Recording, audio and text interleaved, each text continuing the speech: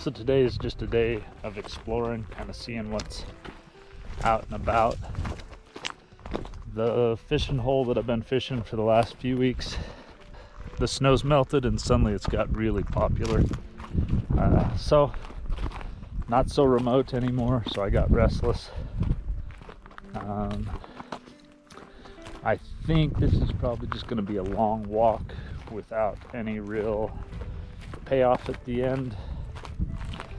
The river was crazy muddy, and basically I'm going to where the river dumps into the lake. There may be some rainbows staging up at the lake entrance. That's kind of what I'm hoping for, but I think I've done this before and it was a big bust, so we're gonna at least get a little hiking in. It's been too long since I've done any hiking. Get a little hiking in and then try a little fishing. I got a few other places I want to go check out today, so we'll just let the day play out as it goes. I started the day out in Strawberry Valley. There's nothing fishable in that area. Still snow-locked for sure. Then took a look at Current Creek where it crosses the highway. Pure mud. That looks delicious. This is what the Strawberry River where it dumps into Starvation looks like. Starvation reminds me of like a mini Lake Powell. However, like a lot of Utah lakes, it's full of acres and acres of cockleburs. The waterfowl really liked the area though.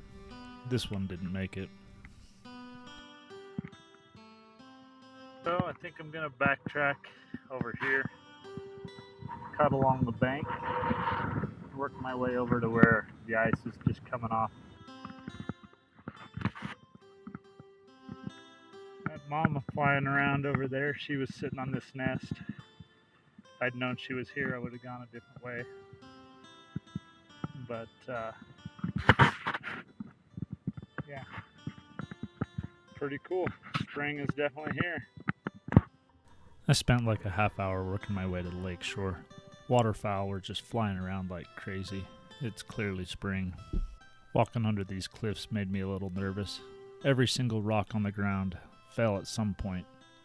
When I finally made it to the ice, there was like a 30-mile-an-hour wind blowing. I went around the corner where it had melted away from shore and tried there for a little bit. The water was super clear, but nothing was going on. Where the wind was, it was pretty tough to cast. Again, no real action. I was kind of surprised. I fished it pretty hard for an hour or so, and then decided it was time to move on. The rest of Starvation was pretty ice-locked. I decided to follow the tributaries up and see if I could find some clear water.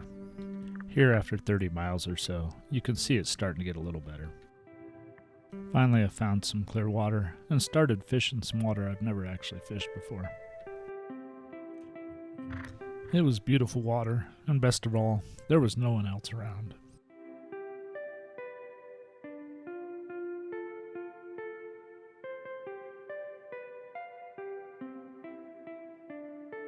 Except the fish. These browns were pretty acrobatic, and they were a lot of fun to catch.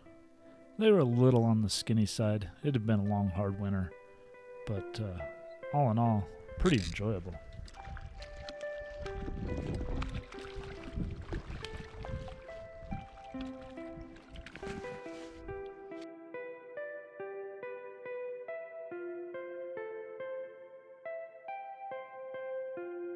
I didn't need any fish today, so they all just ended up going back.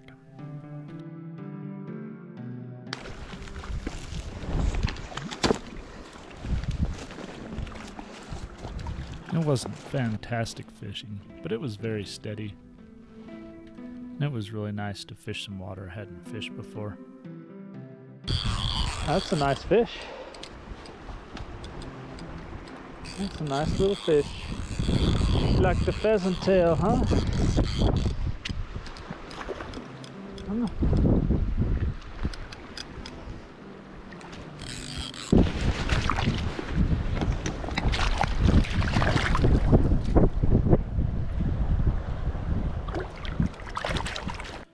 Part of the reason I fish and hunt is just to see country I haven't seen before. That's something that I enjoy more than catching fish, I think. This was a tough winter on deer for sure. There we are. Alright, we can go do that. You can do that.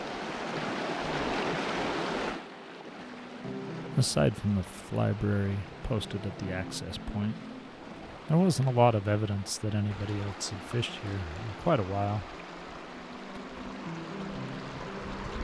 You guys just love the pheasant tail, don't you?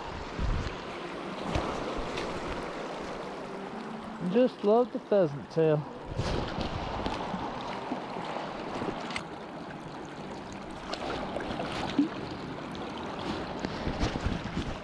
I'm sure that during the summer it gets hit a little harder. I'm actually going to have to come back and try this place a few more times. Eventually it was starting to snow a little bit. It was getting late. Of course, on my very last cast, I managed to hook the end of the log. It took a little struggle, and I almost broke my fly rod doing it, but I managed to get my fly back. I guess that's a win. On the way home, I was amazed at the number of deer lining the highway.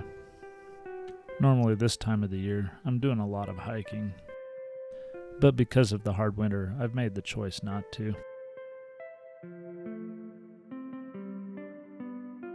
There shouldn't be any snow here this time of the year, and clearly the deer are in pretty rough shape.